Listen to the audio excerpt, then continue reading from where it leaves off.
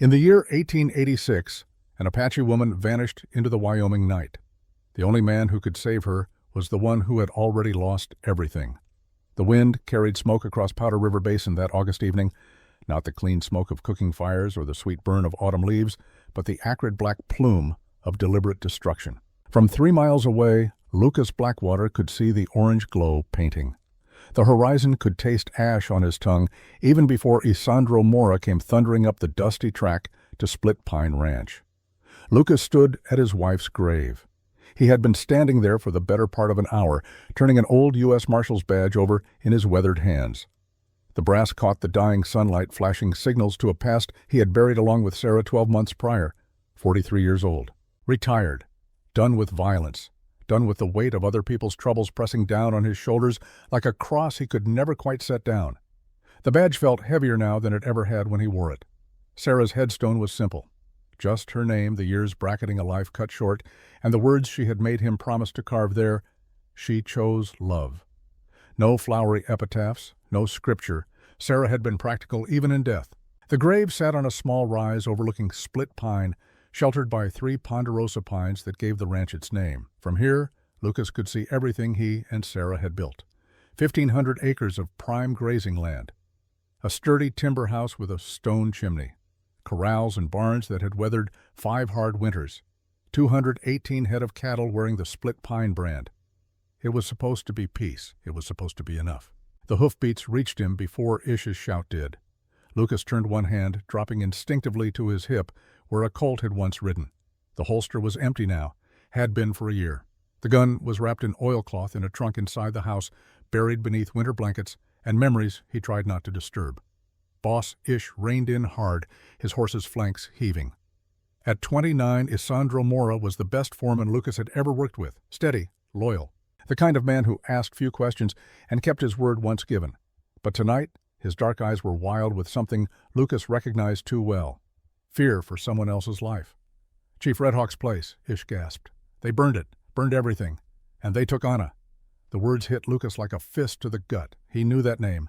Ayanna Red Hawk, 26 years old, Chief Red Hawk's only daughter. The last time Lucas had seen her, she had been barely more than a girl, maybe 15, helping her father gather medicinal herbs in the high country above Fort Laramie. That had been 1875, 11 years ago, a lifetime ago, but he remembered Chief Red Hawk with perfect clarity, remembered the old Apache leader appearing at Split Pine in the winter of 1883 when Sarah's cough had turned bloody and the town doctor had shaken his head and spoken quietly about arrangements Lucas should make. The chief had brought herbs, had shown Sarah how to brew them into a tea that tasted like tree bark and smelled like the forest floor, had sat with her through long nights when Lucas had to ride out on martial business, keeping vigil with a patience that transcended language. Those herbs had bought Sarah 2 more years. 2 years Lucas got to hold her hand. 2 years to say the things that needed saying. 2 years to prepare for the hole her absence would leave. Chief Red Hawk had refused payment, had simply clasped Lucas's hand and said, "You protected my people when others would not. This is balance." Balance. The word tasted like obligation in Lucas's mouth. "How many men?" Lucas asked. His voice came out calm, flat, the marshal's voice. He had not used that tone in a year. 6 that I saw, Ish said. Maybe more in the trees. They had her on a horse, hands tied, heading north toward Harrow's line camp. Clayton Harrow. Of course. Lucas felt something cold settle in his chest. Not quite anger, not yet. Just a hard recognition that peace was a luxury some men would never allow others to keep. "Saddle 2 horses," Lucas said. "The fast ones." He walked to the house without looking back. Inside, the air still held Sarah's presence. Her books on the shelf, her shawl draped over the rocking chair, the faint scent of lavender she had loved. Lucas moved through it all like a man walking through a museum of his own life. The trunk was in the bedroom. He knelt, threw back the lid, pushed aside the blankets. The gun belt lay coiled like a sleeping snake. The twin Colts in their holsters gleamed with the oil he had faithfully applied every month, despite having no intention of wearing them again. The Winchester rifle rested beside them, and the badge and the few other tools of a trade he thought he had abandoned. Lucas strapped on the gun belt. The weight settled on his hips with terrible familiarity, like welcoming back a friend you had hoped never to see again. He checked both Colts with practiced efficiency. Loaded, clean, ready. The Winchester he slung across his back. At the door he paused, looked back at Sarah's empty chair. "I know," he said softly to the silence. "I know what you would say." But he also knew what she would expect. Sarah had loved the peace of Split Pine, but she had loved justice more. Had loved the man Lucas was when he stood between the innocent and those who would devour them.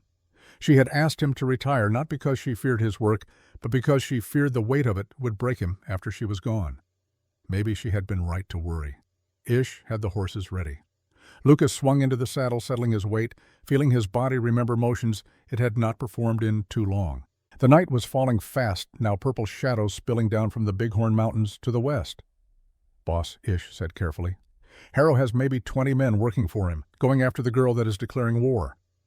"I owe her father a debt," Lucas said simply. "Some debts don't ever get paid off. You don't have to ride with me." Ish smiled, tight and fierce. "You taught me to read and write when no one else would. I think maybe I have debts too." They rode north.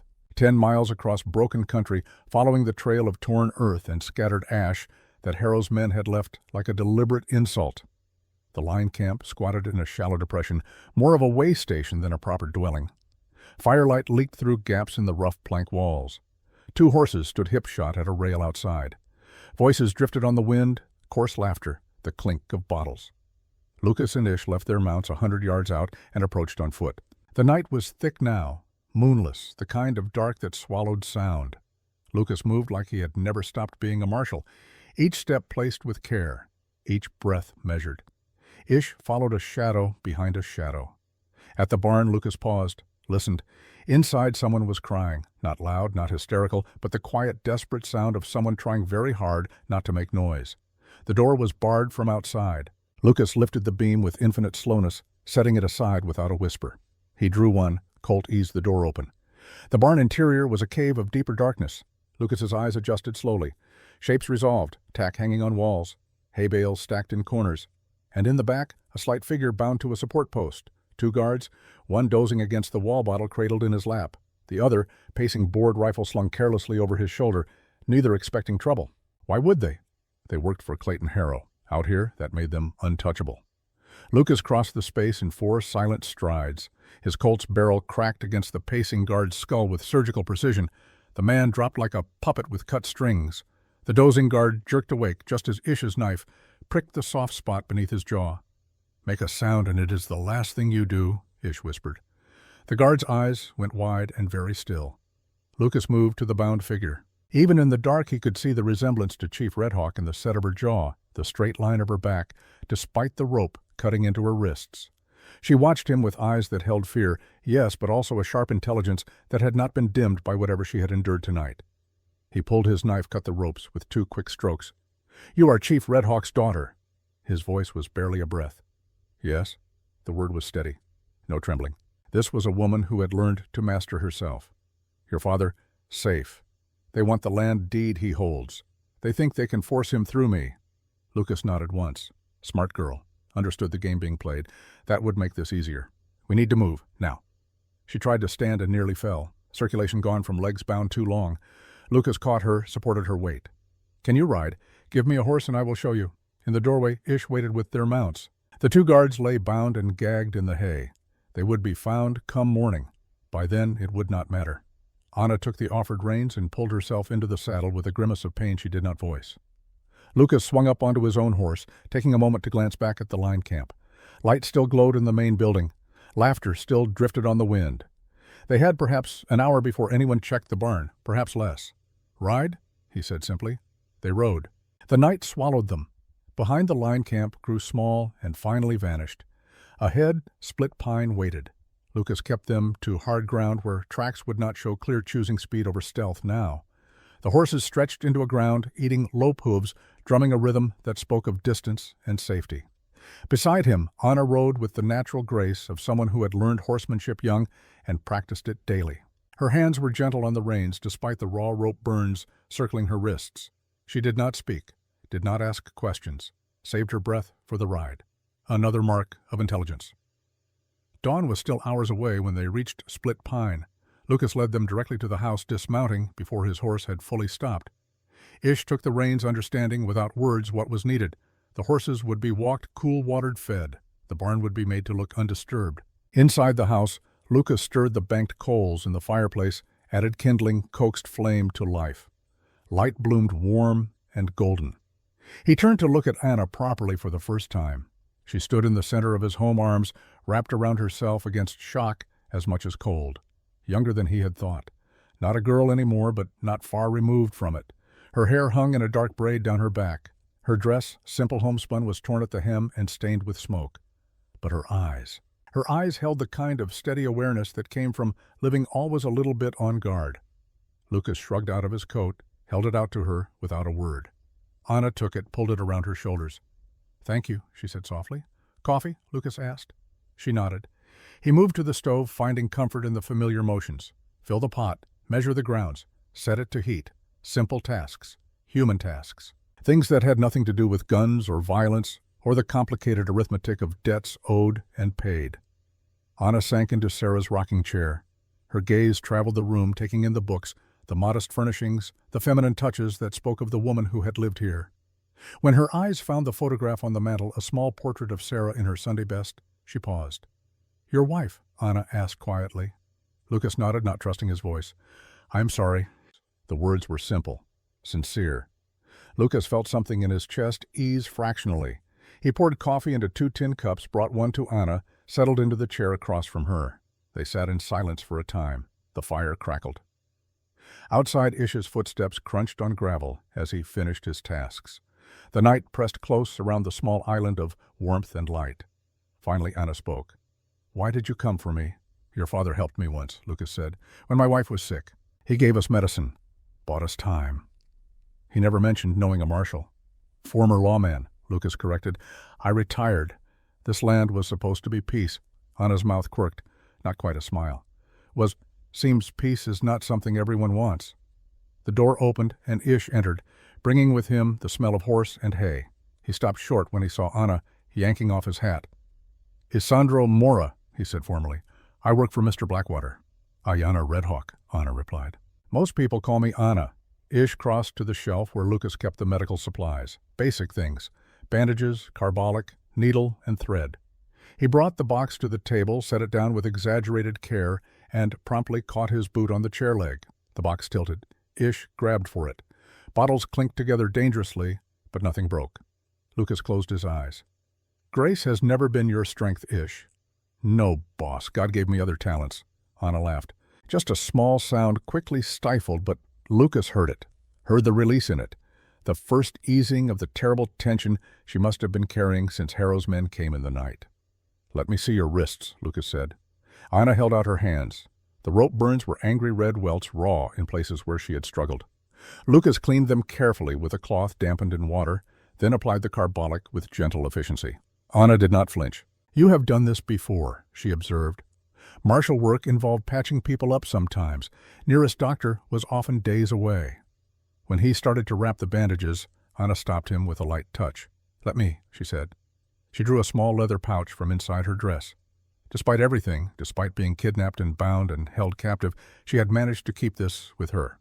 She opened it to reveal dried herbs, carefully bundled. "My mother taught me," Anna said, crumbling some of the herbs between her fingers and mixing them with a little water from Lucas's cup to form a paste. "Apache women learn to heal. We survive by what we know."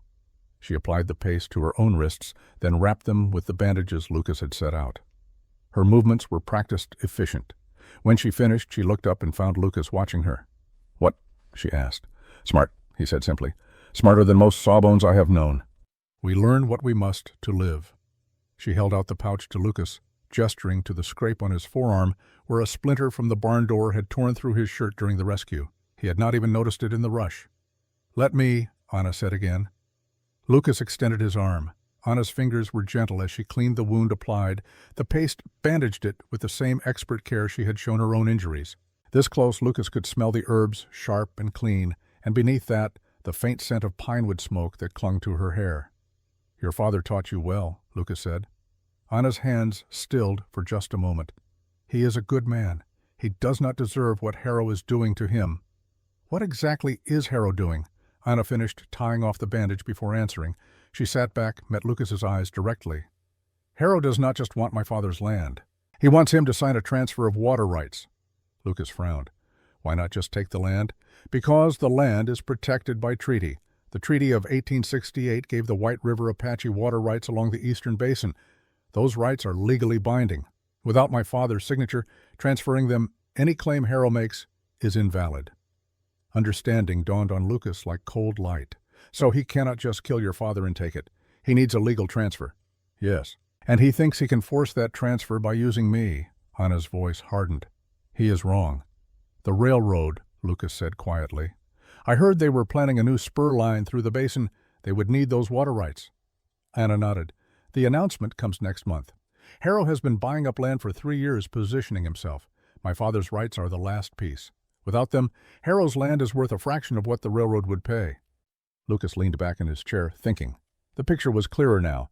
This was not about cattle rustling or territory disputes. This was about money. Serious money. The kind of money that made men do terrible things. The kind of money that turned neighbors into enemies and transformed a frontier territory into a chessboard where people's lives were just pieces to be moved or removed. We will keep you safe, Lucas said finally, until we can figure out the next step. You do not have to do this, Anna said. You have already done more than anyone could ask. Lucas glanced at the photograph on the mantel. Sarah, forever young, forever smiling that slight smile she had worn when she thought no one was watching. Yes, he said quietly, I do. The night deepened. Ish made himself scarce bedding down in the barn to give them privacy. Lucas gave Anna the bedroom, insisting despite her protests. He would sleep in the chair. He had slept in worse places. But before Anna retired, she paused in the doorway. Mr. Blackwater. Lucas. Lucas, your wife. She would be proud of you. The words should have hurt. Instead, they settled something in Lucas's chest that had been restless since he stood at Sarah's grave, watching smoke rise from Chief Red Hawk's burning home. I hope so, he said. Anna disappeared into the bedroom. Lucas sat alone with the dying fire and his thoughts. Outside, the Wyoming night was vast and indifferent. Somewhere out there, Clayton Harrow would be learning that his captive had been taken, would be learning that someone had dared to interfere with his plans. Lucas Blackwater had been retired for a year, had sworn to leave the violence and the weight of justice to younger men, had tried very hard to believe that peace was possible for a man who had worn a badge for 15 years.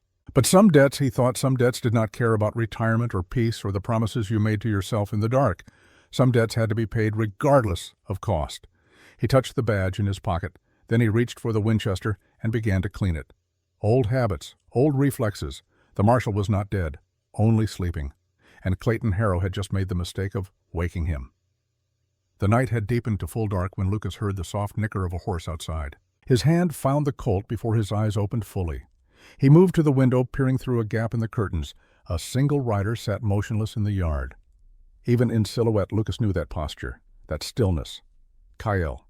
Lucas stepped onto the porch gun, holstered but ready. Kyle dismounted slowly, hands visible. I came alone, Kyle said, just to talk. Talk then. Kyle moved closer, stopping at the porch steps. The moonlight caught his face, carving it into harsh planes of light and shadow. Harrow wants the girl. He is willing to pay you to walk away. She is not for sale. I told him you would say that. Kyle's jaw worked. Lucas, you cannot win this. Harrow has 20 men, money, connections. The sheriff is in his pocket. And yet here you are warning me. Why? For a moment something flickered in Kyle's eyes. Old loyalty, perhaps, or regret. Because I remember who taught me that protecting the innocent matters more than following orders. Then help me. I cannot. The words came hard. I have made my choices, but I can give you this. You have until tomorrow night to reconsider. After that, Harrow will not send me to talk. He will send men who do not hesitate. Kyle swung back into his saddle. I am sorry it came to this. So am I. Lucas watched him right into the darkness, then returned inside. Anna stood in the bedroom doorway, wrapped in a blanket. Who was that? She asked. An old friend, Lucas said quietly, making sure I understand the stakes. He checked the rifle, counted his ammunition, made his plans. Tomorrow, the real fight would begin. Dawn broke cold over Split Pine Ranch. Lucas stood in the barn counting heads while the cattle lowed and shifted in the holding pens. 218 steers, each one representing months of work, careful breeding investment in a future he and Sarah had planned together. Now they represented something else, survival, and perhaps justice. Ish moved among the animals with easy confidence, separating out the strongest for the long drive ahead. The plan was simple on its face. Drive the herd 200 miles northeast to the stockyards in Cheyenne. Sell them for top dollar before winter. Use the money to keep Split Pine running another year. Simple. Except nothing involving Clayton Harrow stayed simple for long. Lucas heard footsteps behind him and turned. Anna stood in the barn doorway, dressed in clothes that had belonged to Sarah. Practical trail clothes, split skirt for riding, heavy cotton shirt, boots that were slightly too large. She had braided her hair tight and wore a wide-brimmed hat against the sun. "I am going with you," she said. Not a question, a statement. Lucas studied her. The rope burns on her wrists were still visible beneath fresh bandages. The shadows under her eyes spoke of a night with little sleep, but her jaw was set and her gaze was steady. "This drive will be dangerous," Lucas said carefully. "Harrow will not let us reach Cheyenne without a fight. Which is exactly why I should be there. He wants me. If I stay here, he will just come for me again. Better I am with you where we can see trouble coming." The logic was sound. Lucas could not argue with it. But the thought of putting her in harm's way, of failing to protect Chief Red Hawk's daughter after everything the old man had done, sat heavy in his gut. "Can you shoot?" he asked. Anna's expression shifted. Something that might have been amusement flickered in her eyes. "Bow and arrow. My father taught me when I was 7. I can hit a rabbit at 50 yards. Bows are quiet, good for hunting." Lucas crossed to the wall where his spare rifles hung. He took down a Winchester, checked the action, handed it to her. "But this is faster." Anna accepted the rifle with both hands, held it like it was a snake that might bite. Her fingers found the trigger guard, hesitantly, uncertainty written in every line of her body. Lucas watched her struggle with the unfamiliar weight and could not quite suppress a smile, or stick with the bow. "No," Anna's chin came up. "Teach me." So he did. In the yard behind the barn, with the sun climbing and the cattle ready to move, Lucas showed Anna the basics. How to seat the rifle against her shoulder, how to sight down the barrel, how to breathe out slowly as the trigger broke. She was a quick study, absorbing each instruction with focused intensity, but the rifle clearly felt wrong in her hands. Too heavy, too foreign. After her 5th shot went wide of the fence post they were using as a target, Ish wandered over. He leaned against the corral, watching with barely concealed amusement. "Boss," he said cheerfully, "I think maybe the lady shoots better than you after all, just not with that thing." Anna lowered the rifle, frustration clear on her face. Then, before Lucas could respond, she drew the short bow from her back. One smooth motion, arrow nocked, draw, release. The arrow buried itself in the exact center of the fence post with a solid thunk. Ish whistled low. "I stand corrected." Lucas looked from the arrow to Anna's face. She was trying not to smile and failing. "I told you," she said. 50 yards. "Keep the bow," Lucas said. "Use what you know. In a fight, familiar beats fancy every time." They moved out mid-morning. Lucas took point, guiding the herd northeast along the established cattle trail that wound through the basin toward the distant promise of Cheyenne. Ish rode drag, keeping the stragglers moving. Anna stayed on the right flank, mounted on a steady sorrel mare that had belonged to Sarah. The horse seemed to sense Anna's competence and responded with calm trust. The land unfolded around them in rolling grassland, broken by rocky outcrops and stands of cottonwood marking the occasional creek. Beautiful country, harsh country, the kind of place that rewarded the prepared and buried the careless. Lucas knew every mile of this route, had driven cattle over it 3 times with Sarah at his side, back when the future had seemed bright and uncomplicated. That future was gone.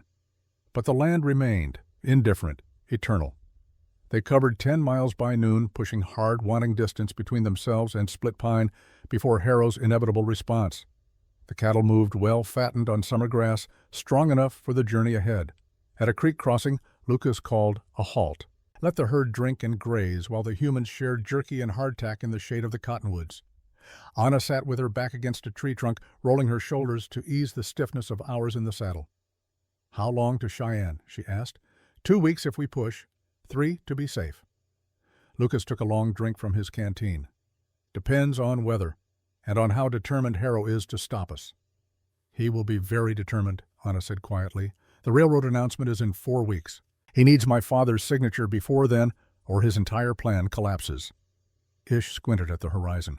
"Boss, riders." Lucas followed his gaze. Dust rising to the south. Not the settled dust of wind over dry ground, but the churning cloud of horses moving fast. 6 riders, maybe 7, coming hard. "Mount up," Lucas said. The easy calm was gone from his voice. This was the marshal speaking now, crisp, commanding. "Get the herd moving. Double time." They scrambled into saddles. Ish hazed the cattle into motion with shouts and the crack of his rope. Anna fell in beside Lucas as they pushed the herd into the narrow throat of Cottonwood Draw, steep banks rising on either side. "If I tell you to run," Lucas said to her, "you run. Understand? I understand that I will not leave you to face them alone." Lucas wanted to argue. There was no time. The riders were closing fast, and now he could see them clearly. 6 men, hard-looking, well-armed, led by a tall figure on a gray horse that Lucas recognized with a sinking feeling in his chest. Cale Rivers. The riders spread out in a line across the trail ahead, blocking the draw. Lucas raised his hand, and the cattle slowed, milling nervously. He rode forward alone, stopping 20 feet from Cale's position. "Lucas!" Cale's voice carried easily in the still air. "Turn back. Harrow wants the girl. She is under my protection." Lucas kept his hands visible, away from his guns. "Not ready to draw, not yet, but ready to be ready. You were always stubborn." Cale shook his head, almost sadly. "This does not have to end badly." "Then right away, let us pass." For a moment something flickered across Cale's face. Regret, maybe, or memory. Then it was gone, shuttered behind the hard mask of a man doing a job he was paid for. "I cannot do that." The words hung between them. Old history. Old friendship turned to something bitter and irreconcilable. Lucas saw Cale's hand drop toward his holster and knew with absolute certainty that this was about to become violent. Then an arrow hissed through the air and struck the rifle in the hand of the rider to Cale's left. The impact knocked the gun spinning into the dirt. The man yelped and grabbed his stinging fingers. Every head turned. Anna sat on her horse 30 yards back, another arrow already knocked. Her face was calm, focused, utterly without fear. "The next one will not miss," she called. "It will just hurt more." Lucas used the distraction, drew both Colts in a single fluid motion, and fired twice, not at men. At the ground in front of the horses. The animals reared, panicked by the sudden gunfire. 2 riders went down, spilling into the dust. The others fought their mounts, concentration broken. "Move!" Lucas shouted. Ish cracked his rope, and the cattle surged forward, a living wall of beef and horn flowing through the gap in the line that Lucas's shots had created. The remaining riders scattered to avoid being trampled. Lucas and Anna rode in the wake of the herd, bent low over their horses' necks as confused gunfire cracked behind them. They burst out of the draw at a full gallop. The cattle spread into the open ground beyond, running now with the mindless momentum of their kind. It took another mile before Ish got them slowed and gathered. Lucas pulled up, turning to look back. The riders had not pursued, were regrouping, probably deciding whether to chase or report back to Harrow. Either way, they had bought some time. Not much, but enough. Anna rode up beside him, the bow still in her hand. Her face was flushed, eyes bright with adrenaline. "Are you hurt?" "No." Lucas holstered his guns. "That was good shooting." "I told you, 50 yards. Despite everything, Lucas almost smiled. "So you did." They made camp that night beside a spring-fed stream, the cattle bedded down and quiet under a sky thick with stars. Ish built a small fire and set coffee to boil while Lucas and Anna tended the horses. The adrenaline of the ambush had faded, leaving Anna with hands that shook slightly as she unsaddled the mare. Lucas saw but said nothing, just moved closer, his presence a quiet reassurance. When Anna sat down by the fire, he brought her a tin cup of coffee and settled across from her. "The first time is always hard," he said. "Shooting at people even to miss, it changes something inside." Anna wrapped both hands around the cup, seeking warmth. "Does it get easier?" "Yes." Lucas stared into the flames. "That is the scary part. It should not get easier, but it does." Ish appeared with a plate of beans and hardtack, offering it to Anna. As he handed it over, his boot caught on a rock, and he stumbled. The plate tilted dangerously. Beans sloshed. Anna grabbed it just before the whole thing tipped into the dirt. "Careful," she said, laughing, despite herself. Ish straightened with wounded dignity. "The ground here is treacherous." "The ground is flat," Lucas observed. "Tricky flat ground, the worst kind." The moment of levity broke the tension. Anna ate, drank her coffee, color returned to her cheeks. After a while, Ish excused himself to check the herd perimeter, leaving them alone with the fire and the immense silence of the prairie night. "That man," Anna said, "the one who led them. You knew him." It was not a question. Lucas sighed. "Cale Rivers. He was my deputy once. 6 years ago, maybe 7. Best tracker I ever worked with. Smart. Capable. I taught him everything I knew about law work."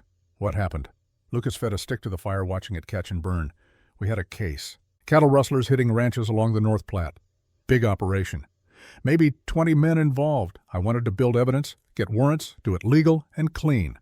Cale thought I was wasting time, thought we should just round them up and let a rope sort it out. You disagreed. I believed in the law, still do mostly. We argued. He called me weak, said I cared more about procedure than justice, left the badge on my desk, and walked out. Lucas paused. 3 months later, I heard he was working for Clayton Harrow. Anna absorbed this quietly. He chose the wrong side. He chose money and power over principle, but he was not always that way. Once he was a good man, or I thought he was. Lucas looked up, met her eyes. People change, Anna. Sometimes they become less than they were. Do you think he will come after us again? Yes, Harrow pays too well for him to give up, but next time we will be ready. The fire crackled. Somewhere in the darkness, a coyote called. Lucas stood stretched, trying to work the tension from his shoulders. You should sleep, he said. I will take first watch. Lucas, Anna's voice stopped him. Earlier, you asked if shooting at people gets easier. Does protecting them get harder? He considered the question. Thought about Sarah. About all the people he had tried to save over 15 years wearing a badge. About the ones he had succeeded in protecting and the ones he had failed. No, he said finally. That is the part that stays the same. The part that matters. Anna nodded, seeming satisfied with this answer. She rolled herself in a blanket and lay down by the fire. Within minutes, her breathing had deepened into sleep. Lucas walked the perimeter of their Camp Winchester cradled in his arms. The night was vast and full of small sounds. Wind in the grass, the shift and low of cattle, the crackle of the fire. And beneath it all the knowledge that, out there in the darkness, Cale Rivers and Clayton Harrow's men were planning their next move. Let them plan, Lucas thought. He had spent a year trying to be at peace with a quiet life. But peace was not something you could simply claim. Sometimes it had to be fought for, earned in blood and hard choices. He thought about what Anna had said, about her father's water rights, about Harrow's railroad deal, about the casual evil of men who would kidnap and threaten and kill for money. It was an old story, as old as the West itself, power against the powerless, greed against survival. But it was also a story Lucas knew how to end, had ended before many times, with patience, with law. And when law failed, with the kind of frontier justice that left no room for ambiguity. Near midnight, something moved in the shadows beyond the firelight. Lucas brought the rifle up smooth and quiet, sighting along the barrel at the shape resolving out of darkness. A rider, alone, moving with deliberate slowness, hands visible and empty. Cale Rivers, 37 now, and hardened by the years since he left Lucas's service. He rode to within speaking distance and stopped. The firelight caught his face, painting it in harsh angles of light and shadow. Older than Lucas remembered the boyish eagerness carved away by hard choices. Lucas, he said quietly, I came to talk, just talk. I am listening. Cale dismounted, though he kept his distance from the fire, kept his hands away from his guns. Harrow is bringing 15 more men up from Laramie. They will be here in 2 days. When they arrive, he will not send me to negotiate. He will send killers. Why are you telling me this? Because. Cale's jaw worked. Because you were right. Back when we worked together. About doing things the right way. I did not want to admit it then. Still not sure I want to admit it now. But I cannot watch him kill you. Not for this. Lucas studied his former deputy. Saw the conflict written plain in every line of his body. Then help us. Testify against Harrow. End this. I cannot. The words came hard. I have made too many choices to walk back from them now. But I can give you time. 2 days. Use it. And then I will have to do what Harrow pays me for. Cale swung back into his saddle. I am sorry, Lucas, for what I became, for what I have to do. He rode back into the darkness. Lucas watched him go, rifle still at the ready, until the night swallowed horse and rider both. Ish appeared at Lucas's shoulder. You think he means it? About being sorry. Yes. About helping Harrow anyway. Lucas lowered the rifle. Also, yes. They stood in silence, watching the fire burn low.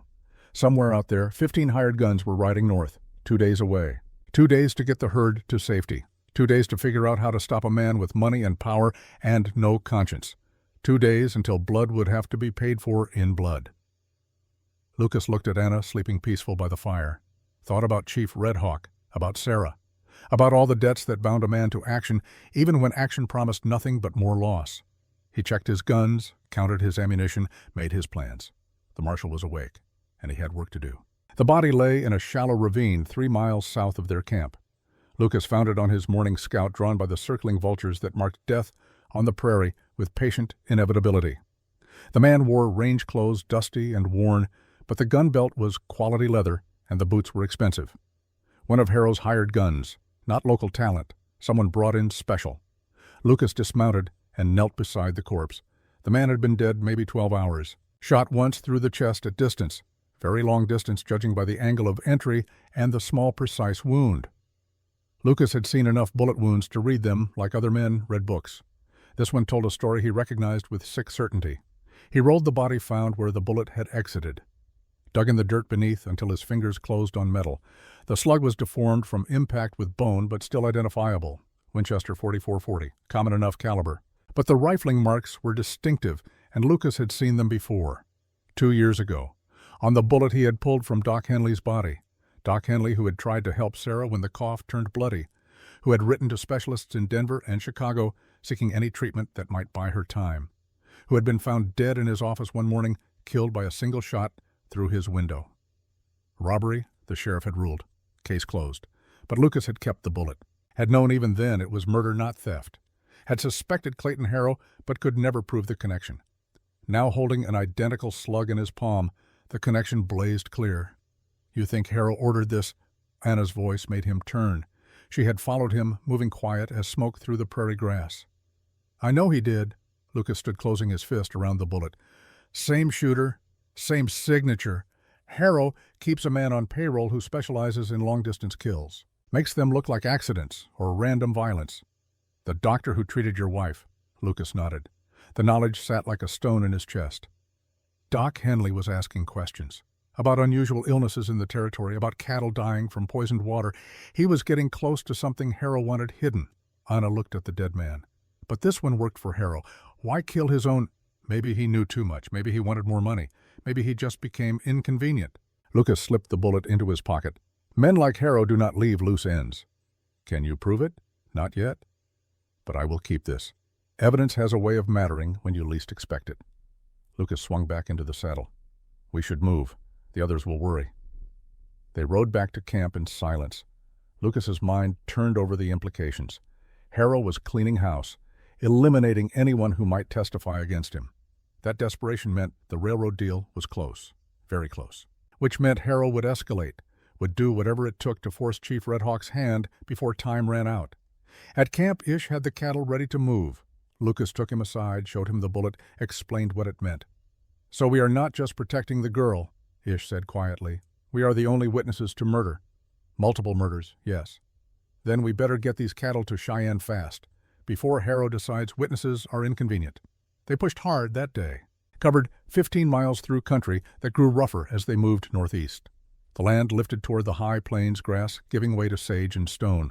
Good defensive ground if it came to that, but Lucas hoped it would not come to that, hoped the message Kyle had sent to his sister would reach sympathetic ears. He did not know then that those ears were already listening. 70 miles west, in a wood-paneled office in Cheyenne, Judge Horace Morrison read a telegram for the third time. The words had not changed. The implications had not lessened. He set the paper down and looked at the woman sitting across his desk. Elara Rivers was 41 years old. She had taught school in St. Louis before coming west to be near her brother. That was before Kyle had taken work with Clayton Harrow, before the letters from her brother had grown shorter and colder, full of justifications for things she knew he did not believe. Now she sat in the judge's office with the kind of still desperation that comes from watching someone you love lose themselves. "Your brother sent this?" Morrison asked. "Yes, Your Honor, 3 days ago." Elara's hands twisted in her lap. "He says Lucas Blackwater has Chief Red Hawk's daughter, that she fled to him for protection from Harrow's men. And your brother works for Harrow." "He does. God help him, he does." Elara's voice broke slightly. "But he is not past saving. Not yet. He sent me this because part of him still remembers what is right." Morrison had been a territorial judge for 18 years. He had seen men sell their souls for gold, for land, for the simple, brutal pleasure of power over others. He had also seen redemption, though less often than he would have liked. The question was whether Cale Rivers was truly seeking it or simply hedging his bets. "You believe Lucas Blackwater is protecting the girl, not kidnapping her?" "I know Lucas. Knew him when he was marshal in Laramie County. He is as honest as Wyoming sky is wide." Elara leaned forward. "If he has Anna Red Hawk, it is because she needed protection. And if Harrow wants her badly enough to lie about kidnapping, then the railroad deal must be happening soon." Morrison nodded slowly. The railroad deal. He had heard whispers. $500,000 for water rights that would open the entire Eastern Basin to development. Enough money to make good men consider bad choices, and bad men do unspeakable things. "If your brother will testify," Morrison said carefully, "if he will turn state's witness against Harrow, I can issue a federal warrant. But I need evidence, real evidence, not just his word against Harrow's. Cale has kept records, dates, places, orders Harrow gave. He is a tracker. He documents everything." Elara's eyes were bright with desperate hope. "He will testify if you guarantee his protection." "And Lucas Blackwater. He is bringing cattle to Cheyenne. My brother says he needs 4 days to reach the stockyards. If we can keep him alive that long, if we can get him and the girl to safety, then we have witnesses. We have a case." Morrison stood moving to the window. Below Cheyenne sprawled in dusty sprawl. Still more camp than city, still rough at the edges, but growing, changing. The railroad would accelerate that change, would bring money and people and all the complications of civilization. Men like Harrow wanted to control that growth, wanted to own the future before it arrived. "I will issue the warrant," Morrison said, "and I will send federal marshals to meet Blackwater's drive. But Elara, you understand what you are asking of your brother. If he testifies, Harrow will want him dead. Men who betray Clayton Harrow do not live long, quiet lives." "I understand," Elara stood. "But living as Harrow's creature is not living at all. Better to die free than survive as a slave to another man's greed." Morrison wrote out the warrant himself, signed it with the authority vested in him by the United States government. It felt like a small thing. Paper and ink. But paper and ink had toppled empires before. Perhaps they could topple one cattle baron. 4 days, he said, handing Elara a sealed envelope. "Get this to Blackwater. Tell him help is coming." Elara took the envelope like it was holy scripture. "Thank you, Your Honor." "Do not thank me yet. We have a long way between warrant and justice." She left. Morrison sat alone in his office contemplating the wheels he had just set in motion. In his experience, once such wheels began turning, they crushed everything in their path. The question was whether they would crush the guilty or the innocent first. Out on the prairie, Lucas knew nothing of judges or warrants or the help that was coming. He knew only that the herd was tiring and Harrow's deadline was approaching, and Anna looked at him sometimes with eyes that held more than gratitude. They camped that night near a spring called Alkali Creek. Poor water, but the only water for 10 miles in any direction. Lucas set Ish on watch and walked the perimeter himself, restless, sensing something building in the weather or the land, or perhaps just in the inevitable collision of forces that had been set in motion the night he rode to rescue Anna. He found her sitting apart from the firebow in her lap, staring at nothing. "You should sleep," he said. "So should you." Lucas sat beside her, not close, respectful of space, but near enough that the silence between them felt comfortable rather than empty. "I have been thinking," Anna said after a time, "about what you said. About debts." "What about them? My father saved your wife's life. You are risking yours to protect me. When does the debt end? When is the balance restored?" Lucas considered the question, thought about Sarah, about the 2 years Chief Red Hawk's medicine had bought them, about the weight of obligation and the freedom of choice. "Debts of honor do not end," he said finally. "You do not repay them and walk away clean. They become part of who you are, part of what you owe the world for the grace it has shown you. So you will always be paying this debt. I will always be grateful to your father. That gratitude makes me want to protect you. But Anna," he looked at her directly, "that is not the only reason I am here." Her breath caught, just slightly, just enough. "What is the other reason?" Lucas opened his mouth, closed it. The words were there, but speaking them felt like stepping off a cliff into empty air. Sarah had been gone a year. The grief was still fresh, still sharp. But beneath the grief life persisted, wanted, reached toward warmth and connection, and the possibility that loss was not the only story a man's heart could tell. "You remind me," he said slowly, "that the world still has people worth protecting, worth fighting for. I had forgotten that." Anna's hand found his in the darkness, squeezed once, released. "Thank you for remembering." They sat together until Ish called softly that riders were coming. Lucas was on his feet with guns drawn before the echo faded. But the rider who emerged from the night wore no threat on his face, just exhaustion and the dust of hard miles. "Message for Lucas Blackwater," the man called. Lucas holstered one gun, kept the other ready. "I am Blackwater." The rider dismounted, handed over a sealed envelope. "From Judge Morrison in Cheyenne. The lady said it was urgent." Lucas broke the seal read by Firelight. The words were brief, professional, but they carried the weight of law and the promise of justice. Morrison was issuing a warrant for Harrow's arrest. Federal marshals would meet Lucas's drive 20 miles outside Cheyenne. He needed to hold for 4 more days. 4 days. It might as well have been 4 years. "Can you do it?" Anna read over his shoulder. "We can try." The messenger accepted coffee, rested an hour, then rode back into the night. Lucas stood holding the letter, feeling the balance shift. They were not alone now, not just a retired marshal and a handful of allies against Harrow's money and guns. The law was moving, slow, ponderous, but moving. He folded the letter carefully and tucked it inside his shirt. "Get some sleep," he told Anna. "Tomorrow we push for the meeting point, and tomorrow Harrow will know he is running out of time." She went to her bedroll. Lucas took first watch, walking the perimeter with the Winchester cradled, and his thoughts racing ahead to what must come. 4 days. Harrow would not wait 4 days, would not simply let them walk into federal protection. He would move. Soon. Hard. The night deepened. Stars wheeled overhead in their ancient patterns, indifferent to the small dramas of men below. Lucas thought about Sarah, about how she had always believed in him, even when he struggled to believe in himself, about how she had made him promise to keep living after she was gone, to find meaning, to protect those who needed protecting. He touched the letter inside his shirt. Then he checked his guns and waited for the dawn. Somewhere to the south, Clayton Harrow was planning. Somewhere in Cheyenne, Judge Morrison was mobilizing. And somewhere in the space between law and justice, between debt and choice, Lucas Blackwater stood watch over a herd of cattle and a woman who had reminded him why some fights are worth the cost. 4 days. They would need every hour. 3 days of hard driving brought them within sight of Carter's Crossing. The land had changed. Gone were the rolling grasslands of the basin. Here the earth folded and buckled, carved by ancient water into formations that spoke of violence frozen in stone. The crossing itself was a notorious choke point where the old cattle trail squeezed between towering red cliffs on one side and the churning rapids of the Powder River on the other. A place where men on high ground could control everything that moved below. Lucas sat his horse on a rise 1/2 mile south, studying the terrain through his battered field glasses. What he saw made his jaw tighten. Riders. Too many riders, spread across the high points in positions that showed military thinking.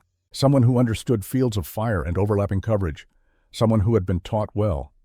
"Kyle," he said quietly. Ish rode up beside him, shading his eyes against the afternoon sun. "How many?" 15 that I can see. Probably more in reserve. Lucas lowered the glasses. "They are not trying to hide. They want us to see them. Want us to know we cannot go through. Can we go around?" "Not with the herd. Next water is 40 miles east and the ground is too broken. Cattle would scatter." Lucas looked back at where Anna waited with the cattle, her face calm, but her hands tight on the reins. "We go through or we do not go at all." "Then we go through." The voice came from behind them. Lucas turned to see Anal Rick riding up the slope, and behind him a sight that made something shift in Lucas's chest. 6 more riders, local ranchers, men Lucas recognized from his marshal days. Weathered men with hard hands and harder eyes. Men who had lost stock to Harrow's rustlers. Men who had watched their neighbors driven off land their families had worked for generations. Anal reined in beside Lucas. At 62, he was lean as a whip and twice as tough. "Heard you might need some help getting to Cheyenne." "This is not your fight, Anal." "The hell it is not." Anal spat into the dust. "Harrow hit 3 small ranchers this month alone. Burned out the Johnsons. Ran off the Kendricks. My spread is next if someone does not stop him." He gestured to the men behind him. "We figure stopping him starts here." Lucas looked at the faces, recognized Tom Brennan, who ran cattle near Thunder Basin, Sam Yates, whose daughter Harrow's men had threatened, old Pike Morrison, no relation to the judge, but every bit as stubborn. These were not gunfighters. They were ranchers, family men, but they had come anyway, rifles across their saddles and determination written in every weathered line. "Harrow has professional guns," Lucas said. "Men who kill for money. This could go bad fast." "Could?" Arnold allowed. "But it could also go right. We are not asking for your permission, Lucas. We are just letting you know we are here." Lucas felt the weight of it, of good men choosing to stand when they could have stayed home, of community forming in the face of threat. It was what the West was supposed to be, neighbors helping neighbors, justice enforced by those who cared about it rather than those who profited from its absence. "All right," he said. "But we do this smart. No one shoots unless I give the word. This ends with Harrow in chains if possible, dead if necessary. But it ends legal." They rode down together, 9 men total counting Lucas and Ish. Not an army, but enough to make Harrow's hired guns think twice, enough to shift the odds from impossible to merely terrible. The cattle sensed the tension and lowed nervously as they approached the crossing. Anna brought her horse alongside Lucas. She had strung her bow and wore a quiver on her back. Her face was set in lines that reminded Lucas achingly of Chief Red Hawk. The same stubborn courage, the same refusal to bend. "Whatever happens," she said quietly, "thank you for everything. We are not done yet." "I know, but just in case." Lucas wanted to promise her safety, wanted to swear that everything would work out. But he had made too many promises he could not keep to make another one now. So he simply nodded and rode on. They reached the narrow throat of the crossing as the sun began its slide toward evening. Harrow's men waited in a line across the trail. 15 riders, hard-faced, well-armed, professional in their stillness. Behind them, Lucas could see Sheriff Calder Ricks, his badge catching the light. And in the center, mounted on a fine black horse, Clayton Harrow himself. Harrow was everything Lucas had expected. Tall, well-dressed even in range clothes, silver in his beard and cold calculation in his eyes. He sat his horse like a man who owned the ground beneath its hooves and everything that grew or walked upon it. To his left, slightly apart, sat Cale Rivers. Lucas raised his hand, and the cattle stopped. The ranchers spread out in a loose line behind him, not quite threatening, but no longer deferential. Ish stayed with the herd. Anna rode at Lucas's right hand, visible and defiant. For a long moment no one spoke, just the wind moving through the canyon and the nervous shift of horses, and the weight of violence hanging in the air like smoke. Finally, Harrow smiled. It did not touch his eyes. "Marshal Blackwater," he said. His voice was cultured, Eastern, a voice that belonged in a Denver boardroom, not on a Wyoming cattle trail. "I believe you have something that belongs to me. I am not a marshal anymore, and the lady belongs to herself. The lady is a kidnapping victim. Sheriff Ricks has a warrant for your arrest." Harrow gestured lazily toward Calder. The sheriff shifted in his saddle, clearly uncomfortable. "Now, Lucas," he began, "this does not have to be difficult." "You are right." Lucas kept his voice level. "It does not. Anna Red Hawk came to me for protection from Harrow's men. She is here by choice. There is no kidnapping." Anna urged her horse forward a step. "I am here willingly, Sheriff. Mr. Harrow's men burned my father's home and took me captive. Marshal Blackwater rescued me." "Ex-marshal," Harrow corrected smoothly. "And your story against mine, my dear. I think we know whose word carries more weight in this territory." "Maybe." Lucas reached into his shirt, pulled out the deformed bullet he had carried since finding the body. "But physical evidence carries weight anywhere. This is a Winchester .44-40 slug, pulled from one of your hired guns 3 days ago. Same rifling marks as the bullet that killed Doc Henley 2 years back." Harrow's smile faltered. "Just for a second. Just enough. You have a man on payroll who specializes in long-distance kills," Lucas continued. "You used him to murder the doctor. Used him to eliminate anyone who got too close to your operation. And now you are using him to silence your own men when they become inconvenient." "That is a wild accusation from a man facing arrest." "Is it?" Lucas looked past Harrow to where Cale sat silent. "Ask your tracker. Ask him if I am lying." All eyes turned to Cale. He sat motionless for a heartbeat, then another. When he spoke, his voice was quiet, but it carried, "He is not lying." Harrow's head snapped around. "What? Lucas does not lie." Cale nudged his horse forward, putting himself between Harrow and Lucas. "He is a lot of things. Stubborn, self-righteous, sometimes too trusting of the law when a bullet would serve better, but he does not lie." "Cale," Harrow's voice went hard, "remember who pays you." "I remember who taught me." Cale looked at Lucas. Something passed between them. Old history, old friendship. The ghost of the men they had been before money and grief and hard choices pulled them apart. "You taught me that a badge means protecting the innocent, even when it is hard, even when it costs you everything. So I did. I forgot that, for a while." Cale's hand moved to his gun, not to draw, just to rest there. "But I remember now." Harrow's face went white with fury. "You are making a mistake." "I have made a lot of those." Cale turned his horse to face Harrow directly. "But riding away from Lucas Blackwater was the biggest. I am not making it again." His gun came out smooth and sure, not pointing at Lucas, pointing at Harrow. The line of hired guns shifted uncertain. They were paid to follow orders, but orders from a man who was suddenly facing his own enforcer's gun were worth questioning. "Gentlemen," Cale called to them, "you are being paid to commit murder. Federal marshals are riding to meet this drive.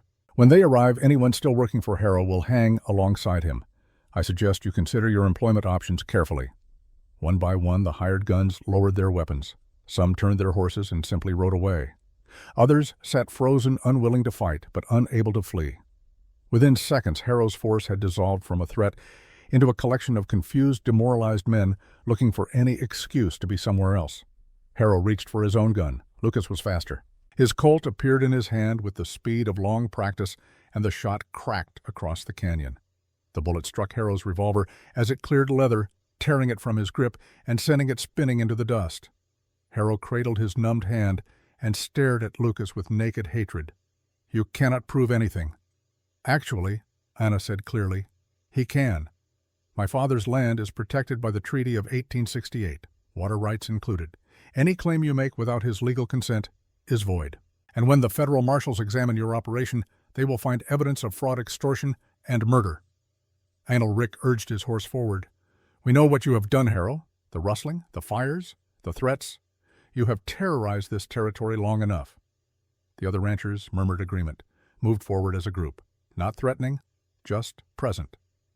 Witnesses, a community that had finally found the courage to stand together. Sheriff Calder looked from Harrow to Lucas to the assembled ranchers. Whatever nerve he once possessed failed him completely. "Now everybody just calm down," he tried weakly. "You are bought Calder." Lucas kept his gun on Harrow. "Everyone here knows it. Step aside." The sheriff did, slumped in his saddle like a man watching his future collapse in real time. Kyle dismounted, walked to Harrow, and pulled him from his horse, not gently. Harrow hit the ground hard and came up with dust on his expensive coat and murder in his eyes. "You will regret this," he snarled at Cale. "Probably." Cale bound Harrow's hands with practiced efficiency. "But at least I will regret the right thing for once." Hoofbeats echoed from the North Canyon. Lucas tensed, guns swinging toward the sound. But the riders who emerged wore federal badges and rode with the unhurried confidence of law that knew it was backed by the full weight of government. The lead marshal was a compact man in his 50s, with gray at his temples and eyes that had seen most things the West could offer. He reined in, took in the scene with a glance that missed nothing, and allowed himself a small smile. "Marshal Blackwater," he said. "Judge Morrison sent word you might need assistance." "Ex-marshal," Lucas corrected automatically. Then, "Your timing is good." "So I see." The federal marshal looked at Harrow. "Clayton Harrow, you are under arrest for conspiracy to commit murder, fraud, extortion, and violation of federal treaty rights." He turned to Sheriff Calder. "And you are under arrest as accessory to the above." Calder went even more pale. "I was just following orders. Save it for the trial." Two deputy marshals moved forward with chains. Harrow fought them, cursing, threatening, invoking the names of powerful men who would make everyone regret this. The deputies ignored him with the weary patience of men who had heard it all before. Within minutes, both Harrow and Calder were secured and mounted on horses for the ride back to Cheyenne. The lead marshal approached Lucas. "Daniel Wright," he introduced himself. "Judge Morrison speaks highly of you, says you are one of the best lawmen he ever worked with." "I retired." "So I heard, and yet here you are." Wright's eyes held knowing amusement. "The judge authorized me to offer you your badge back. Full reinstatement. Federal marshal operating out of Cheyenne." Lucas looked at the badge Wright held out. Felt its weight, its obligation, its promise of endless fights against men like Harrow, who would always exist, always push, always take, unless someone stood against them. Then he looked at Anna, at the cattle, at the ranchers who had ridden to help him, not because they were lawmen, but because they were neighbors, at the life he and Sarah had tried to build at Split Pine, at the possibility that maybe, just maybe, peace was still achievable if you fought for it hard enough. "I appreciate the offer," Lucas said carefully, "but I think I will stay retired. There are other ways to help, other ways to make a difference." Wright nodded like he had expected the answer. "Fair enough, but if you change your mind, the offer stands." He rode back to his men. Lucas watched them take Harrow and Calder north toward justice and trial and whatever consequences the law would exact. It felt anticlimactic. After all the buildup, all the tension, the end came down to chains and warrants and the slow grinding machinery of courts. But that was how it should be. Law, not vengeance. Justice, not blood. At least this time. Kyle approached slowly, stopped a few feet away. His hands were empty and his face was uncertain. "What happens to me?" he asked. "That depends." Lucas holstered his gun. "Wright will want your testimony. Everything you know about Harrow's operation. Names, dates, crimes. You willing to give it?" "Yes." "Then you will do time. maybe 2 years in the territorial prison, but you will be alive. And when you get out, you will have a chance to be the man you should have been all along." Kyle absorbed this, nodded slowly. "I can live with that." Anna stepped forward. To Lucas's surprise, she embraced Kyle. "Quick, fierce. Thank you for choosing right, even if it took you too long to get there. Lucas taught me how. I just forgot for a while. Then remember, from now on." Kyle went to the federal marshals and surrendered formally. They bound his hands, but gently treating him like a witness rather than a prisoner. He looked back once at Lucas. Some communication passed between them. Not forgiveness, not yet, but the beginning of something that might someday approach it. The ranchers dispersed, heading back to their spreads with the satisfied air of men who had done hard work and seen it finished right. Anil clasped Lucas's hand before he left. "You need help moving that herd to Cheyenne, you let us know." "I will. And Lucas, good to see you wearing the white hat again, even without the badge." He rode off. One by one the others followed until only Lucas, Anna, and Ish remained with the cattle and the long, empty miles ahead. Ish grinned. "So, do we drive these cows to market or just stand here appreciating our victory?" "We drive." Lucas swung into his saddle, felt the familiar ache of too many hours riding, felt also the unfamiliar lightness of conflict resolved without bodies to bury. Cheyenne stockyards are still 2 days north. They moved the herd through Carter's Crossing as the sun touched the canyon rim. The cattle, oblivious to how close they had come to being casualties of human greed, simply walked where guided. Anna rode beside Lucas in comfortable silence. After a while she spoke. "You could have taken the badge." "I could have, but you did not." "No." "Why?" Lucas thought about it, about Sarah and the life they had planned, about debts and honor and the difference between justice and revenge, about a young Apache woman who had reminded him that protecting the innocent was not a job, but a calling, about the possibility that a man could serve something larger than himself without needing an official sanction to do it. "Because," he said finally, "I think the badge made me forget that being a marshal was not about the authority. It was about choosing every day to stand for something that mattered. I can do that without brass on my chest." Anna smiled. "Your wife chose well." "She did." They rode into the gathering dark with the cattle flowing around them like a slow river. Ahead lay Cheyenne. Markets, money, the future. Behind lay Harrow in chains and Cale facing his reckoning, and a community that had learned it could stand together against threats that seemed insurmountable. And beside Lucas rode a woman who had needed saving, but had also done some saving of her own, who had reminded him with her courage and her bow and her unflinching honesty that heroes came in all shapes, that strength was not always measured in guns and fists, that sometimes justice was as simple and as complicated as a good people refusing to surrender. The stars came out, the night settled deep and quiet, and Lucas Blackwater, ex-marshal, rancher, protector of the innocent, rode toward whatever came next with a light heart and a clear conscience. Some debts could never be fully repaid, but they could be honored. Every single day, in every choice that mattered, that would have to be enough. 2 days of easy driving brought them within sight of Cheyenne. The town sprawled across the high plains like something half-finished, which in many ways it was.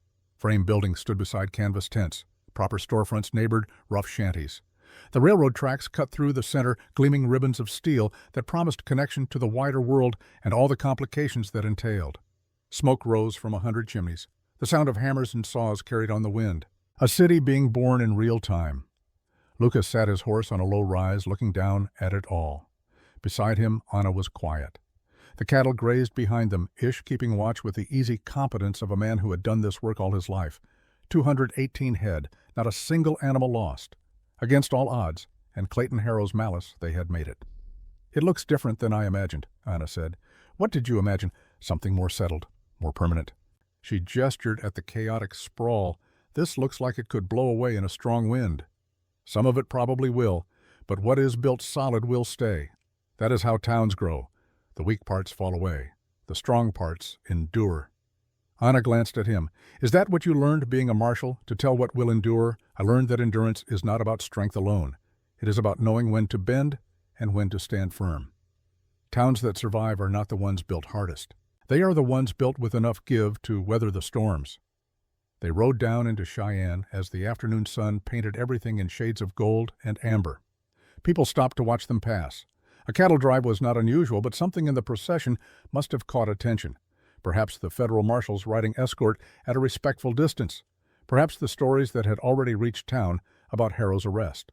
Perhaps simply the way Lucas sat, his horse straight-backed and alert, radiating the quiet authority of a man who knew his business and would not be turned from it.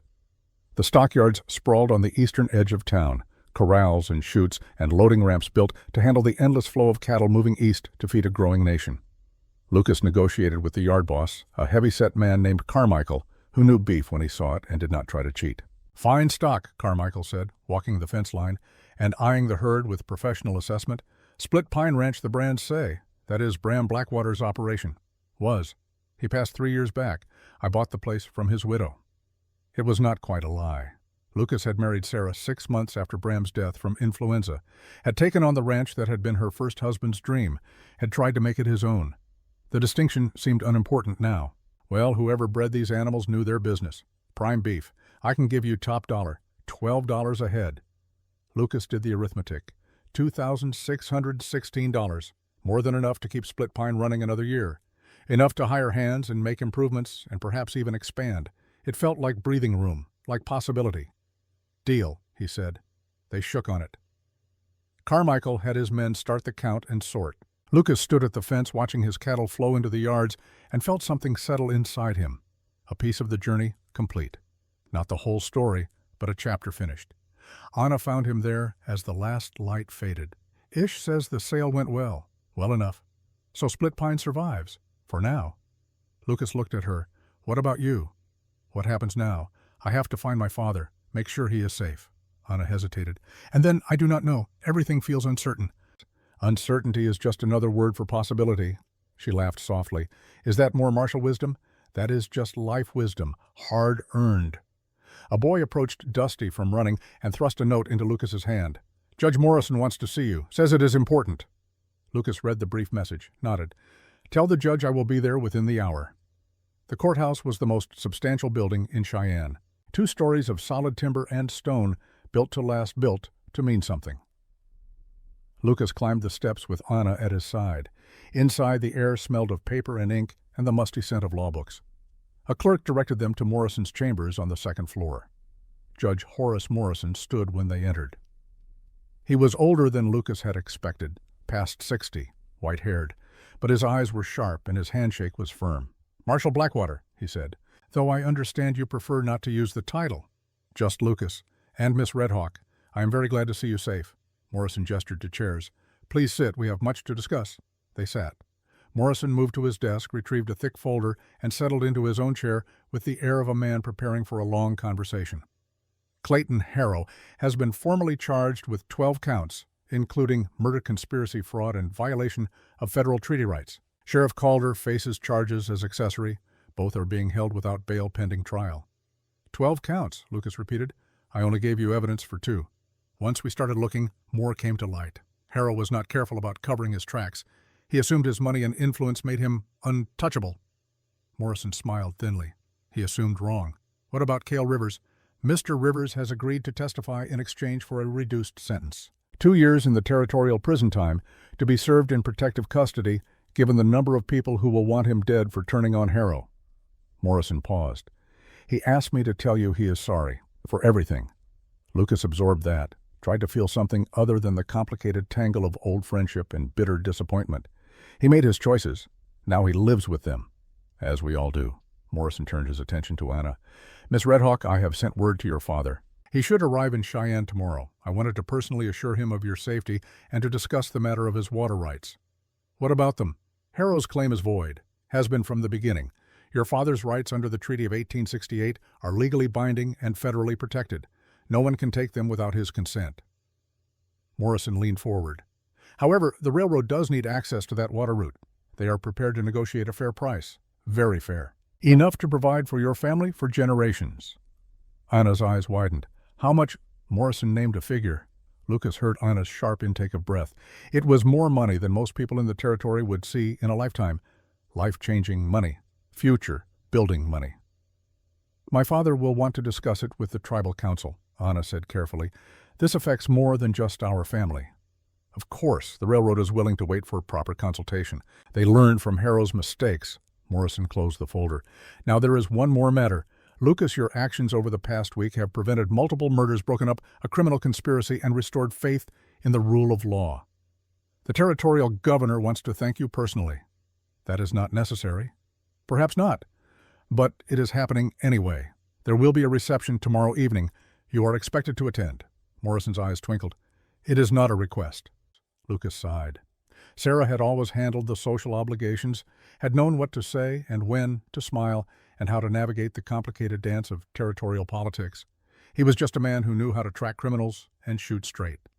The thought of a formal reception made his skin itch. I will be there, he said reluctantly. Excellent. And Miss Redhawk, you are, of course, invited as well. They left the courthouse as full dark settled over Cheyenne. Street lamps glowed at intervals, islands of light in the prairie darkness. Anna walked close beside Lucas, her shoulder occasionally brushing his arm. A reception, she said. Do you own anything suitable to wear? I have a suit. Wore it to Sarah's funeral. Have not touched it since. Perhaps it is time. They found rooms at the Cattleman's Hotel, a respectable establishment that catered to ranchers bringing stock to market. Lucas paid for adjoining rooms, aware of propriety, even as some part of him wished propriety would go to hell. Anna was young, beautiful, brave beyond measure, and completely inappropriate for a man still mourning his wife. Except Sarah had been gone a year, and she would have been the first to tell him that life was for the living. In his room, Lucas stood at the window, looking out over Cheyenne's chaotic sprawl. Somewhere out there, Chief Red Hawk was traveling to be reunited with his daughter. Somewhere Harrow sat in chains, contemplating the ruin of his ambitions. Somewhere Kyle prepared to pay for his choices with years of freedom. And here Lucas stood alone with his thoughts and the ghost of a woman who had asked him to keep living. A knock at the connecting door. Lucas opened it to find Anna changed into a simple dress, her hair loose around her shoulders. She looked young and uncertain and heartbreakingly hopeful.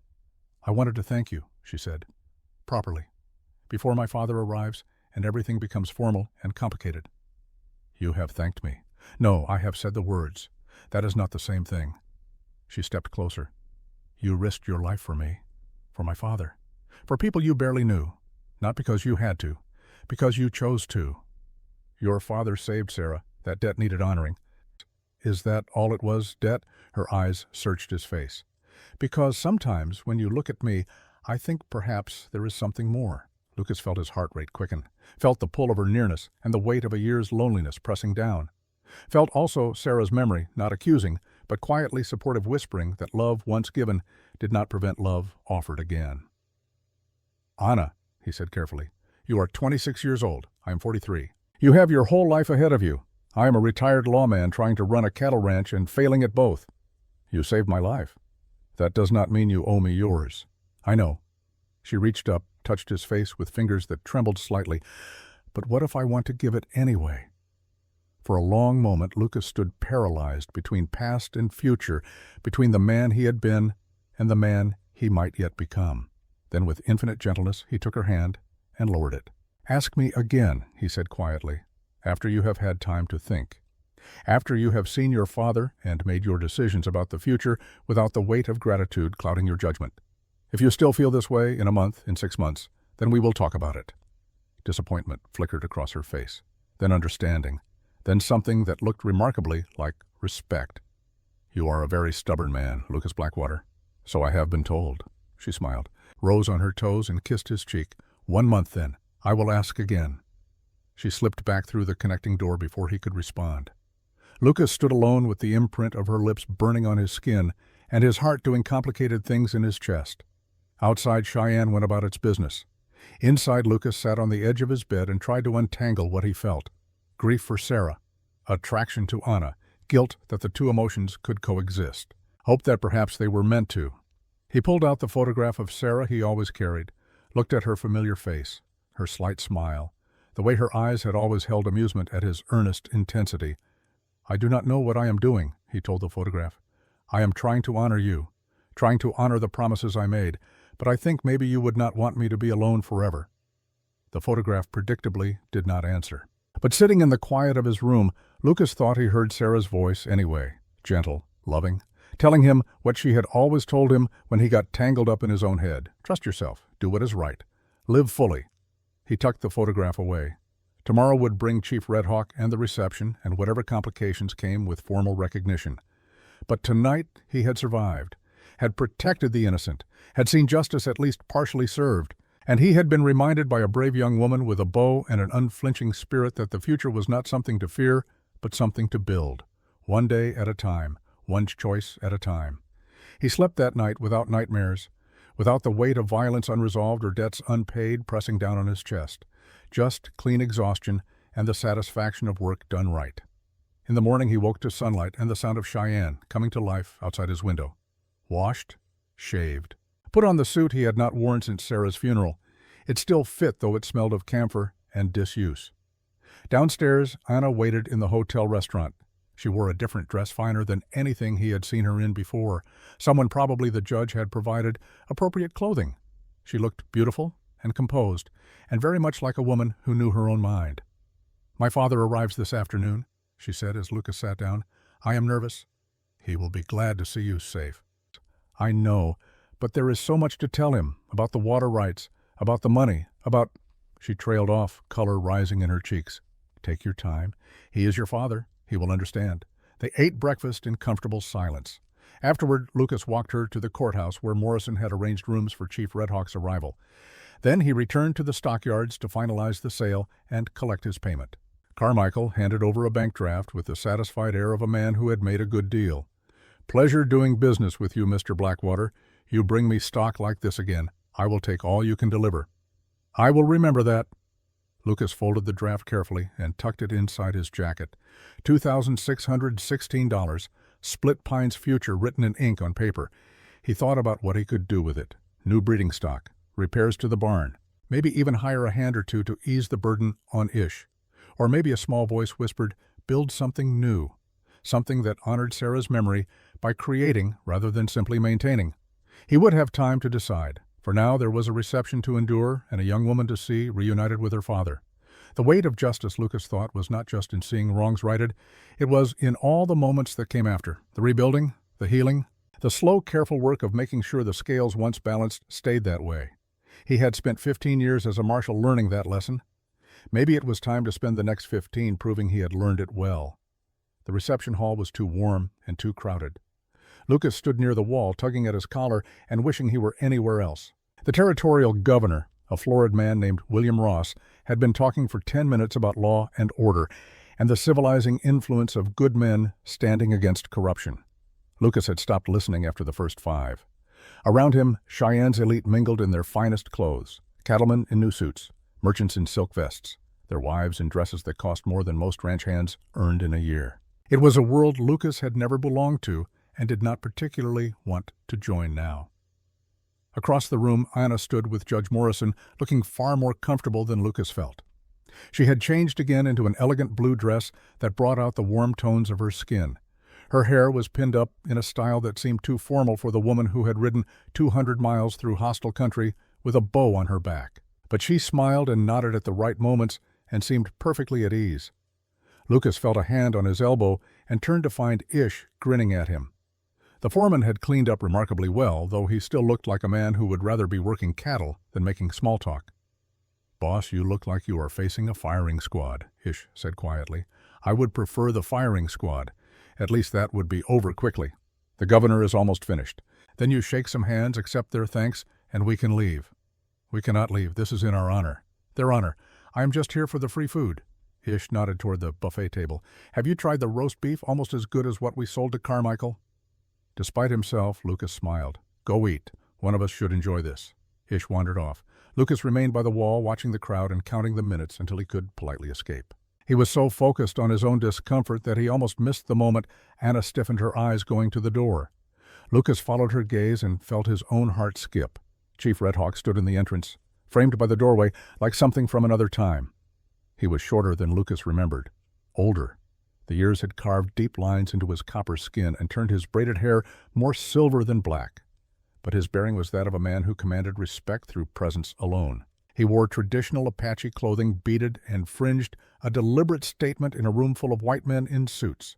Beside him stood a younger man, clearly Apache, who scanned the room with the wary alertness of a bodyguard. But the chief's eyes found Anna immediately. Father and daughter stared at each other across the crowded room. Then Anna was moving, not running, but not walking, either covering the distance with quick, graceful steps. "Father," she said, her voice breaking on the word. Chief Red Hawk opened his arms and Anna stepped into them. Lucas saw the old man's eyes close, saw his shoulders shake with emotion, carefully controlled, heard him murmur something in Apache too quiet for anyone else to catch. The room had gone silent, all conversations stopping as people turned to watch the reunion. After a long moment, they separated. Chief Red Hawk held Anna at arm's length, studying her face with the intensity of a man confirming his daughter had truly survived. "You are well?" he asked in English, heavily accented but clear. "Yes, Father, I am well." "This man Blackwater, he protected you. He saved my life, more than once." Chief Red Hawk's eyes found Lucas across the room. Lucas felt the weight of that gaze, felt himself being measured and assessed with the careful judgment of a father whose daughter had been in danger. Then the chief nodded once and began walking toward him. Lucas straightened instinctively, old military bearing taking over. Chief Red Hawk stopped directly in front of him and extended his hand. Lucas took it. The old man's grip was still strong. "Your wife," Chief Red Hawk said.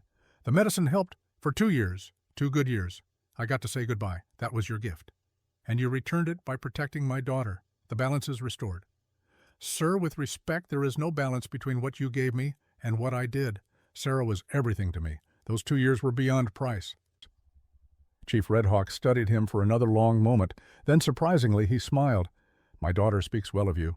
Says you are a good man. Stubborn, but good." "I cannot argue with that assessment. Can you argue with the rest?" Lucas blinked. "The rest?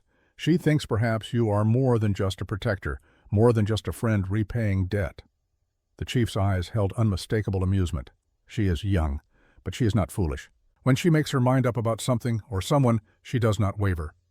Heat crept up Lucas's neck. "Sir, I assure you I have been completely honorable. We have not, there has been nothing inappropriate." "I know. If there had been, we would not be having this pleasant conversation." Chief Red Hawk's smile widened fractionally. "But I have eyes, and I see how she looks at you, how you look at her when you think no one watches." Lucas had no response to that. Fortunately, Governor Ross chose that moment to call the room to attention. He stood on a small raised platform at the front of the hall, glass in hand, waiting for silence.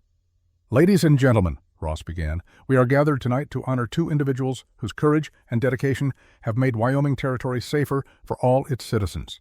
Marshal Lucas Blackwater." "Ex-Marshal," Lucas muttered, "and Miss Ayanna Red Hawk, who showed remarkable bravery in the face of grave danger." Ross gestured expansively.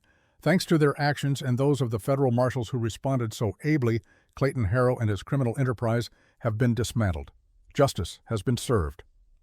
Applause filled the room. Lucas endured it with as much grace as he could muster. When it finally died down, Ross continued, "I am pleased to announce that the trial concluded this afternoon. Clayton Harrow has been sentenced to 25 years in the federal penitentiary. Former Sheriff Calder Ricks received 10 years. Both men will serve their full terms without possibility of parole." More applause. Lucas felt something settle in his chest. 25 years. Harrow would be an old man when he got out, if he got out. His empire was broken, his schemes exposed. The cattle barons and corrupt officials who had enabled him were scrambling to distance themselves. It was not perfect justice, but it was real justice, the kind that lasted. "Additionally," Ross said, "I am authorized to announce that the Union Pacific Railroad has reached agreement with Chief Red Hawk and the White River Apache regarding water rights in the Eastern Basin. The terms are fair and legally binding. This serves as a model for how development and tribal sovereignty can coexist with mutual benefit." Chief Red Hawk inclined his head slightly, acknowledging the words without comment. Lucas knew the railroad had paid handsomely for those water rights, knew the money would transform life for the Apache communities that depended on Chief Red Hawk's leadership. It was perhaps the best outcome they could have hoped for. The governor raised his glass. "To justice, to honor, to the brave men and women who make this territory a place where the rule of law means something." Everyone drank.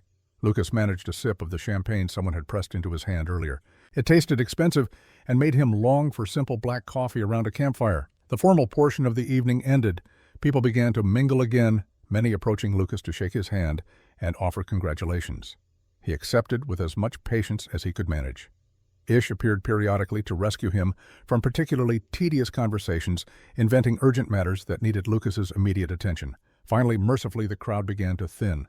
Lucas found himself on the courthouse steps as the last guests departed, breathing deeply of the cold night air. Stars blazed overhead, indifferent and eternal. Anna emerged from inside, wrapped in a shawl against the February chill. "My father wants to speak with you tomorrow, about the ranch." "What about it?" "He thinks perhaps some of my people could work there, learn cattle ranching. He believes the old ways and the new ways must find balance, or we will lose everything." Lucas considered that. Split Pine was big enough to support more hands, and teaching Apache youth practical skills that would serve them in the changing West seemed like exactly the kind of legacy Sarah would have approved. "Tell him I would be honored to discuss it." Anna smiled. "He also wants to know your intentions regarding his daughter." "I have no intentions.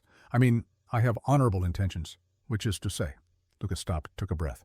"What did you tell him? That you are the most frustrating man I have ever met, that you saved my life and refuse to take any credit for it, that you treat me with more respect than any man ever has." She stepped closer. "And that I intend to marry you whether you cooperate or not." Lucas felt the world tilt slightly. "Anna, 1 month, you said. It has been 3 weeks. Close enough." Her eyes held his, unwavering. "I love you, Lucas Blackwater, not because you saved me, not because I am grateful, but because you are good and brave and you make me want to be better. So, what are your intentions?" For a long moment, Lucas could not speak, could only stand there, feeling his carefully constructed defenses crumble.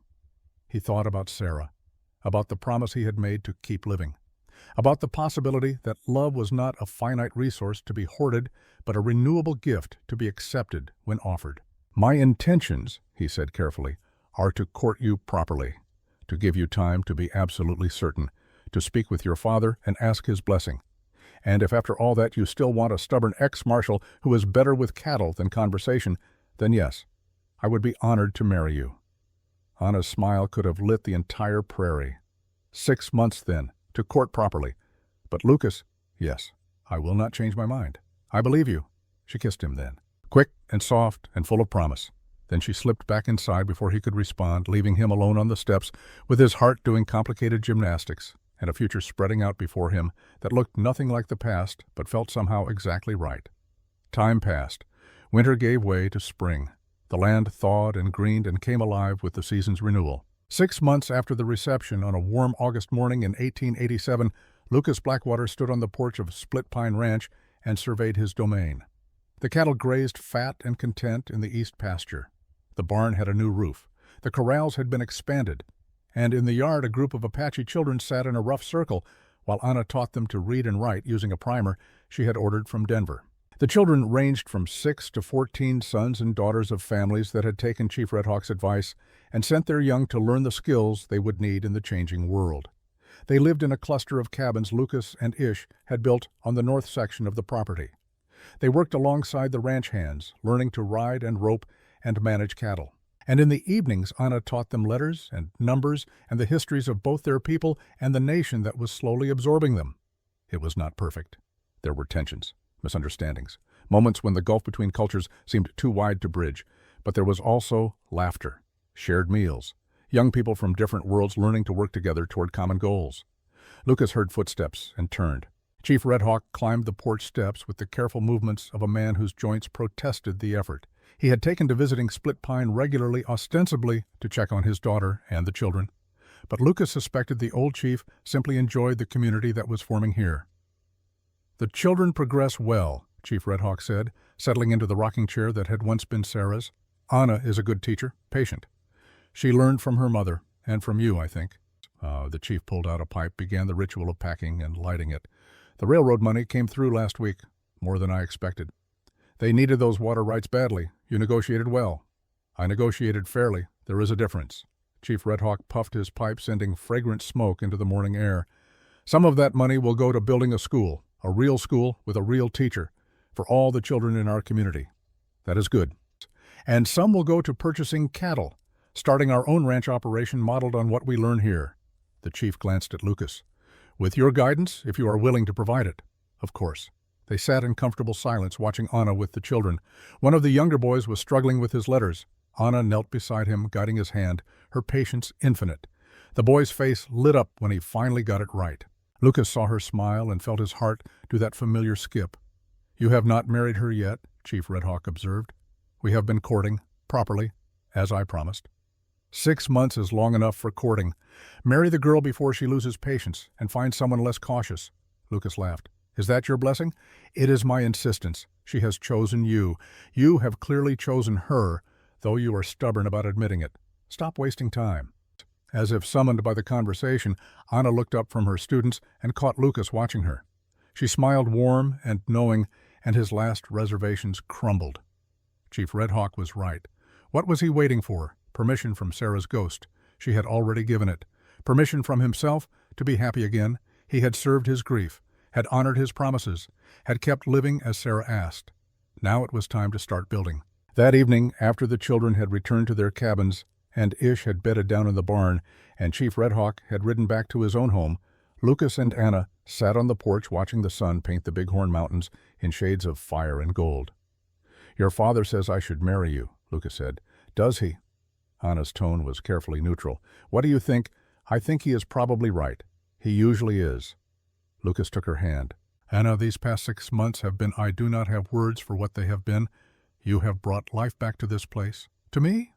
I wake up looking forward to the day instead of just enduring it. That sounds like the beginning of a proposal. It is meant to be." He turned to face her fully. "I loved Sarah. I always will. But she is gone and you are here, and I think maybe loving you does not diminish what I felt for her. It honors it, shows that what she gave me was not wasted." Anna's eyes glistened. "Are you asking me to marry you, Lucas Blackwater?" "I am. If you will still have a stubborn ex-marshal who talks to his cattle and avoids social gatherings." "Yes," she said simply. "Yes, I will marry you." He kissed her then, properly, the way he had wanted to since that night on the courthouse steps. She leaned into him, her hand coming up to rest against his chest, and for a moment the world narrowed to just the two of them and the future they would build together. When they finally separated, both slightly breathless, Anna laughed. "My father will want to plan a proper ceremony. It will take months." "I can wait. I have gotten good at patience." "Have you?" She smiled. "I have noticed." They sat together as full dark settled over Split Pine. In the distance, coyotes called. Closer, the cattle lowed their evening chorus. The ranch breathed around them alive and thriving and full of possibility. Lucas thought about the journey that had brought him here. From marshal to rancher to reluctant hero and back again. From grief to gratitude to something that might be approaching peace.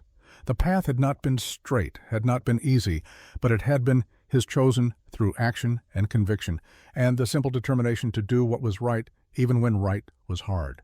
"The railroad announcement was in all the papers," Anna said, breaking the comfortable silence. "Wyoming Territory will petition for statehood next year. They think it will be approved within 3 years. Wyoming has a good sound to it." "It does." She squeezed his hand. "We will see it happen together. This place becomes something permanent. Like us. Like us." They watched the stars emerge one by one in the darkening sky. Watched the land settle into its nightly rhythms. Watched the future unfold before them in all its uncertain promise. Somewhere in a territorial prison, Clayton Harrow sat in a cell, contemplating the ruin of his ambitions. Somewhere in protective custody, Cale Rivers wrote letters to his sister describing the slow hard work of becoming a better man. Somewhere in Cheyenne, Judge Morrison prepared cases that would continue cleaning corruption from the territory. And here at Split Pine Ranch, Lucas Blackwater and Anna Red Hawk sat in the gathering dark and planned their wedding and their future and the legacy they would leave. Not a legacy of violence or wealth or power, but a legacy of justice honored and community built and love freely given. The kind of legacy that endured long after the names were forgotten and the stories faded. The kind written not in stone or gold, but in the lives touched and the next generation taught and the simple stubborn choice made every day to stand for something that mattered. Sarah would have approved, Lucas thought, would have been proud of what he had made from the pieces of his broken life, would have loved Anna for her courage and her kindness and her refusal to let Lucas hide from the possibilities of happiness. The stars blazed overhead. Stars blazed. The land stretched away in all directions, wild and beautiful and full of promise. And Lucas Blackwater, ex-marshal, rancher, teacher, protector of the innocent, sat beside the woman he loved and felt for the first time in years, completely at peace. Some debts could never be fully repaid. Some griefs never completely healed. Some scars remained tender to the touch. But life went on anyway, offering second chances and new beginnings, and the possibility that the best chapters were still unwritten. Lucas intended to make the most of every one. The end.